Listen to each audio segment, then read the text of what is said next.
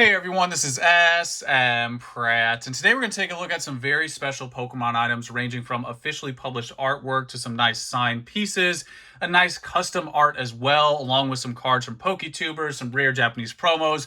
We have a little bit of everything, and friendly reminder, you can always click that link below if you want to check any of these items out. We're going to go ahead and get started with one of the rarest pieces. This is an officially published Pokemon manga page. These very rarely appear for sale. I've maybe seen only a handful of these in the 15 years I've been in the hobby. This one in particular is from the 2002 Ash and Pikachu Volume 2, published by Koro. And if we go ahead and turn to the page, it's being held by our lovely assistant Dene. You'll notice that this is the exact art. Now, there's a lot of interesting details to go through here, starting with the hand-drawn 141 at the bottom. This represents the page number in the book. The 13 at the top represents the page within the chapter. Also, you notice the alignment dots as well around the border. Some interesting details are also going to be these text bubbles have the text pasted on. This is indicative of an officially published manga page. It's part of the process. What's really cool, if we go up here by Pikachu, you can literally and figuratively see the layers of that process. So you can see how they have the hand-drawn text initially, and then they paste over it while they move along the production cycle. Now, if we go down here to the bottom, if you look at Oddish and Blossom, you'll see some colored pencil here for additional shading. Also notice that dotted Oddish coloration along with the Poliwhirl and Poliwag. See a little bit of shimmer there. We don't have the technology yet on YouTube, but if you could lightly run your finger across this, this also is some light pasted paper. This is very common in manga. Not only is it extremely detailed, but you also have mixed mediums because when you put something in production, it does have to be as detailed as possible. So it's really cool to see all those mixed mediums come together. So there you go. That is, again, page 141 of the 2002 Ash and Pikachu Volume 2. Now, if that's not enough for you, we also have a piece that was hand-drawn by the artist of that manga. So that artist's name is Toshirogi Takashi, and this is actually a 2-for-1 piece that you'll get. So this one here on the right, the black and white, was initially done with marker, and you also see little bits here of paint, and I'm just going out on a limb and assuming that's just a reference for when they color this in the other piece to our left here. So this is the hand-drawn part, and then they went ahead and printed that exact design and then colored it in. If I show you here close up, you can see the watercolor, the shimmering around the Mewtwo. You can see this was hand colored, and then Giovanni's tie, and of course we got to look at that infamous grin and brow. Looks like he's going low-key Super Saiyan 3 there. So there you go. This again was done by that same artist, Toshirogi Takashi of the manga. And in my opinion, I think it's really nice to do these side by side in a side by side frame. So there you go. Another very rare piece. Oh, and one last thing. You can see the signature and watermark here at the bottom of the artists themselves. Now, moving along into the cards, we're going to go ahead and get started with this Metang right here. This is a Stadium Challenge Metang, and you're probably like, okay, PSA 6, not a big deal, but hold on. This one actually is from Pokichloe. Discord is probably losing their mind right now. So this is Pokichloe's Metang that she decided to consign with me. No, this card is going to be mine. She should have drawn in some nice little red heart cheek Pikachus there. So we'll actually put this in the background. This might be a staple now in the video. So this is Pokichloe's Metang that is going in auction.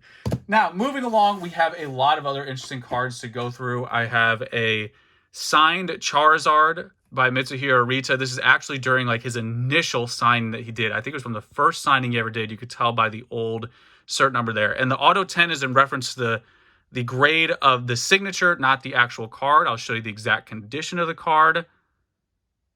Pretty solid overall, but again, the card itself is not graded, only the signature. So there you go. That is the PSA 10 Auto signed Charizard. The next up, we have the Illusions Zorua. So this is a very, very rare card. This is an illustration contest.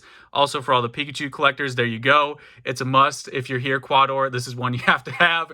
So this was only released in Japan during that illustration contest for the first grade winner. It's exclusive to this release.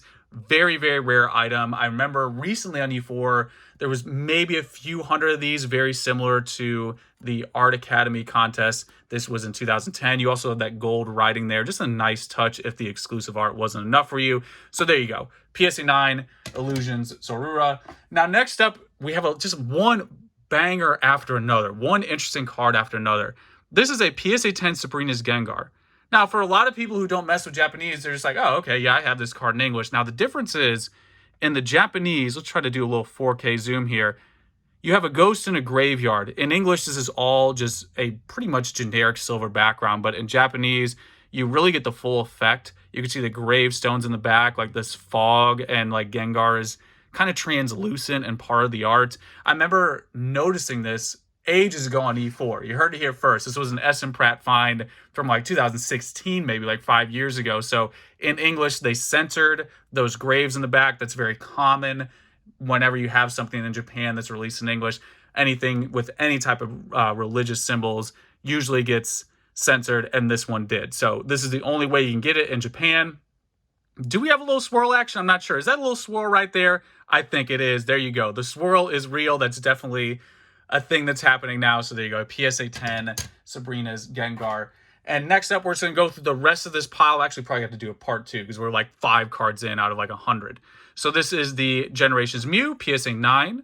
Pretty self-explanatory for the straightforward ones. I'm just going to go right through them. This is also another 20th anniversary. That Mew came out during the 20th anniversary. This is the Erica's Gym Badge. Really like that release. We also have the Misty as well, PSA 9. And then next up, we have a lot of Ancient Mews. If you want an Ancient Mew, I've got a 7. I've got 8s. I've got 9s. Ancient Mews, pretty straightforward, so we'll just go ahead and put those guys to the side. And then next up, we have some more 20th anniversary. I thought there were a few more in here. I usually like to have a theme going. Continuing that theme, we have the 20th, or came out during the 20th anniversary of Pikachu at the Pokemon Center in Japan. This was actually in the Charizard cosplay card. So the full art cards had this little guy in the back. And then we also have a couple VMAX Charizards as well. This is the VMAX and the V. These are from the Darkness Ablaze. Actually, that was the first Charizard that was released, the Charizard VMAX. And then we have a few other staple Japanese promos. We have the Entei PSA 9 from the file.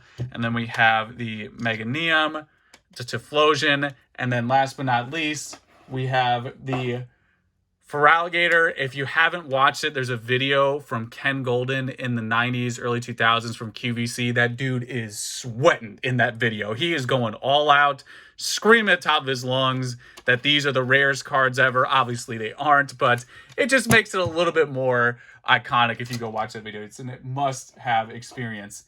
And then we also have a Blaine's Moltres PSA 9. Ton of holo happening there in that Blaine's Moltres.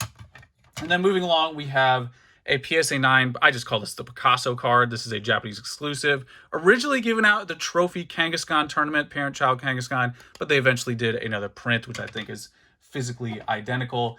And then if you didn't get enough Charizard from the signed copy, we have a PSA 9 and PSA 10 20th anniversary. Like, there's just a low-key theme of 20th anniversary happening. We'll show you the back as well. Not sure why that one got 9. Maybe centering is the issue. But you have a 10 if you want to be that perfectionist collector. Speaking of 20th anniversary, we also have the Please Trade Charizard. This one's really cool. It is the Pokemon Red art. Really nice design. Definitely one of the most popular cards in the hobby. And they released this again as an XY promo during the 20th anniversary. Actually, this one does not appear as often. I might go on a limb and say this one appears less frequently than the actual 98 CD release. So there you go. That is the 20th anniversary Charizard. Now, we also have a couple screen promos as well. We have a PSA 9 Rowlet. Pretty self-explanatory. And now the Pikachu, I had a couple people ask about this one because it's always tough to tell with a scan. So this is PSA 5. And you can see there's no whitening. So the damage, let me try to get in the light. Really tough to pick up, but there's some type of indent going on here. I'm going to try to do my best to capture that. It's going to be really hard. You see that a little bit? See that little tiny speed bump going on right there above the K? I think that's the reason why this got a 5. PSA is notoriously strict on indents, but that is really the only damage that I can spot. So this is an ideal binder copy. PSA 5 is, again, because of that indent. Oh, there you go. You can really see on the front. You see that there? See it there right next to 60 HP? That's why I got a PSA 5. You really only notice it in the light. So there you go. Just trying to get that there as accurate as possible for people who did ask. And then moving along, we have some EX cards. Really nice hollow Lunatone here. And then we have an actual EX card. We have a Sneasel EX PSA 9. Ton of hollow going on. I mean, those hollow borders blew my mind when I first saw them. When I got back into it, when those were new cards. Then next up, we have a Japanese exclusive Festa Pikachu 2015 PSA 9. And then you can't have an smpratte auction block without a Victory Medal. We have a PSA 8 Victory Medal, just a staple Japanese promo. And then we have some Poncho Pikachu cards. Now these, if you stuck around, are worth the wait. I love all the Poncho Pikachus. They're kind of like their own little mini set thing going on. I just call this one like the Lucario Slowpoke one. We don't mention this one's name, so there you go. That is the number 203 Poncho Pikachu. Then next up, I have another favorite from that era, or close to that era. We have the Easter Pikachu as well, PSA 10. Another Japanese exclusive. And then moving along, we have a few other cards. To finish off this first video, we have the Porygon Z, PSA 9. This is actually a DPT promo number 35.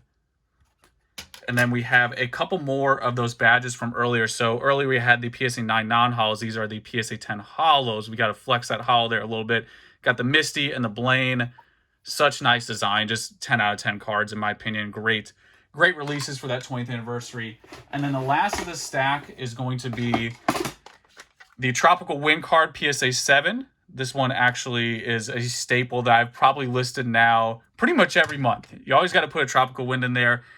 We also have this Gyarados card as well. This is an LP promo. Let me zoom in and show you the number. Number 4, the Shining Gyarados, PSA 9. And then we have a couple others. We have this Arceus, PSA 6. And then last but not least, we're going to close it off with the Dialga movie random pack card. So this one, I actually, when I listed this, I couldn't find any comps. So this came out in 2009 with the, I think it was the M Pikachu and the Pikachu Level X, if you remember that era. That came out in that same M Pikachu pack. So this was that Japanese card. I believe it's Japanese exclusive. This one is a PSA 9. And again, I couldn't find any comps because it rarely appears for sale. So there you go, guys. That is the first of 2 videos. I hope you really appreciate that art in the beginning. That's very special, very unique. I've only seen maybe a handful of those over the years. We'll close with that as the final piece. all the stacks of cards. So there it is. That is the official manga art along with that custom drawn piece I showed you earlier. This comes from a very, very well-known collector of art and signed Pokemon items in the hobby. So there it is, guys. This is part 1 of 2. You know the deal. Let me know how you feel. And again, go ahead and click that link below if you want to see any of this stuff in auction. Until next time,